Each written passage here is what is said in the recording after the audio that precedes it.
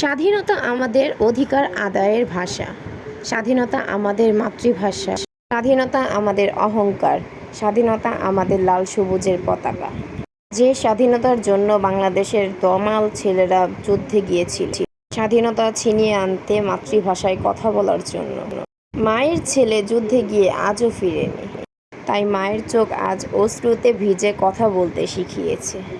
স্বাধীনতা আমাদের স্বতন্ত্র ভূখণ্ড দিয়েছে। স্বাধীনতা চিরভাস্বর থাকুক আমাদের সবার হৃদয়ে। স্বাধীনতা দিবসের ২৬শে মার্চ।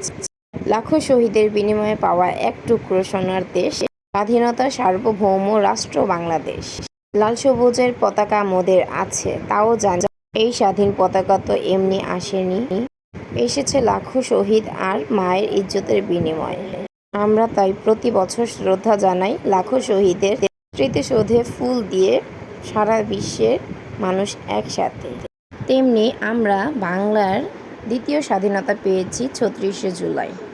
দ্বিতীয়বার যুদ্ধ করে আমাদের যে শহীদ ভাইয়েরা আমাদেরকে এই বাংলায় আবার নতুন করে স্বাধীনতা অর্জন করে দিয়ে গিয়েছে। এটা ছিল ৫ আগস্ট ২০২৪-এর ঘটনা। দীর্ঘ ১ মাস যুদ্ধ করার পর আমাদের ছাত্র জনতা ভাইদের বিজয় উল্লাসের দিন, আর এই দিনটি অনেকটাই স্মরণীয় দিন হিসেবে রয়ে যাবে আমাদের কাছে। আমার সেই ছাত্র ভাইদেরকে আমার পক্ষ থেকে শ্রদ্ধেয় সালাম।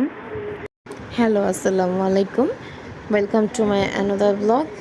অনেক দিন পরে আমি একটি ৫ মিনিটের ভিডিও নিয়ে আপনাদের মাঝে এসেছি। দীর্ঘ ১.৫ মাস পর্যন্ত কোনো ধরনের কোনো ভিডিও আপলোড করিনি, অথবা মাঝখান দিয়ে হয়তো নেট ছিল না। নেট আসার পরেও আমার কোনো ধরনের কোনোভাবে ভিডিও করার কোনোটা মন মানসিকতাই ছিল না, কারণ বাংলাদেশের যে পরিস্থিতি ছিল, আমাদের যে ছাত্র ভাইবোন ছিলেন তারা যেভাবে যুদ্ধ করছিলেন, আর দেশের যে পরিস্থিতি ছিল সেই পরিস্থিতিতে আমাদের কোনো কিছুই তেমন একটা করার আর আগ্রহ ছিল না। কিসের ভিডিও, কিসের পেজ, কি মানে কোনো কিছুতে মন বসছিল না, না রান্না বাড়া, না ঘরে, শুধু টিভিতে সংবাদ এবং ফেসবুকে আমাদের নিউজ ফিডে এগুলোতেই চোখ ছিল।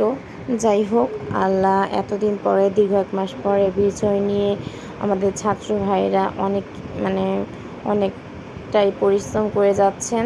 তারা এখনও কিন্তু রাস্তায় দেখা যাচ্ছে ট্রাফিকে, তারপর রাস্তাঘাট পরিষ্কার উন্নয়নের কাজ করেই যাচ্ছেন। তারা অনেকটাই পরিশ্রম করছেন, তাদের জন্য অনেক অনেক দোয়া রইল। আর এইখানটাতে আমি আমার হাজব্যান্ড হঠাৎ করে সেদিন অনেকগুলো ফল নিয়ে আসছিলো, আর এইটা কিন্তু বেশ কিছুদিন আগের ভিডিও ছিল, যদিও তেমন ভিডিও করা হয়নি এর মধ্যে দিয়ে। দেন ওই ফলগুলো একটু কেটে সব কিছু আমি বের করে ফ্রিজে রাখবো, এর জন্য খাটের উপর বসে বের করছিলাম। আমার পায়ে একটু ব্যথা ছিল, তার জন্য আমি নিচে আর বসিনি। দেন সেগুলো ফ্রিজে রেখে একটু ড্রাগন ফল খেয়েছিলাম কেটে, আর কাটলিচু নিয়ে আসছিলো। কাটলিচুটা আমার অনেকই পছন্দ, তো ২-১টা কাটলিচু খেয়ে, ২-১টা বলতে আমি কিন্তু অনেকগুলো কাটলিচু খেয়ে ফেলেছি, যেহেতু উনি আধা কেজি নিয়ে আসছিলো। সেখান থেকে প্রায় আমি একবার একটু কম হয়তো বা খেয়ে ফেলেছি অলরেডি। দেন সেগুলো ফ্রিজে রেখে দেন একটু রান্না করার জন্য চলে আসছি কিচেনে। কী রান্না করবো বুঝতে পারছিলাম না, ফ্রিজে অনেকটা বাজার শেষ হয়ে গিয়েছিলো। তাই আমি এখানে অল্প একটু চিংড়ি মাছ ছিল, চিংড়ি মাছগুলো দিয়ে একটু পুঁই শাক ছিল ফ্রিজে আনা, সেই পুঁই শাকটা পরিষ্কার করে রেখেছিলাম রাতের বেলা। পুঁই শাকটা দিয়ে চিংড়ি মাছ একটু রান্না করব তরকারি। তারপরে চিংড়ি মাছের তরকারিটাতে অনেকটা পানি উঠেছে, আর এই পানিটা শুকাতে আমার শাকটা দেখা যায় প্রায় লাল হয়ে গেছে, কারণ আমাদের গ্যাস ছিল না ওই সময়। যাই হোক, এটা রান্না করার পরে তারপরে ঘরে বেশ কিছু কাজ থাকে, যেহেতু বাবু ছোট, আমার বাবুকে গোসল করাতে হয়, খাওয়াতে হয়, এই সেই আর কি, সব কিছু মিলিয়ে দেন এই তো একটু এটা ছিল আগের দিনের বিরিয়ানি রান্না। আর এই বিরিয়ানিটা আমি অল্প পরিমাণ রয়ে গিয়েছিলো, সেটা একটু গরম করে নিয়েছি, না হয় আবার নষ্ট হয়ে যাবে ফ্রিজ থেকে বের করার পর। দেন এইখানটাতে একটু কি বলি, এটাতে কহি বলা হয় আমাদের এখানে। এটা আমি একটু ভাজি করছিলাম, এখানে অনেক পরিমাণ তেল পড়ে গিয়েছিল, আর যেহেতু তেল ছিল, তেলের ভিতরে আমি একটা ডিম ছাড়া এই কহি ভাজিটা আমার কাছে কোনোভাবেই ভালো লাগে না, তো ডিম দিয়ে একটু নাড়াচাড়া করে রান্না করে নেব। ভাতটা আমি আগেই রান্না করে রেখেছিলাম। আজকের জন্য এতটুকুই।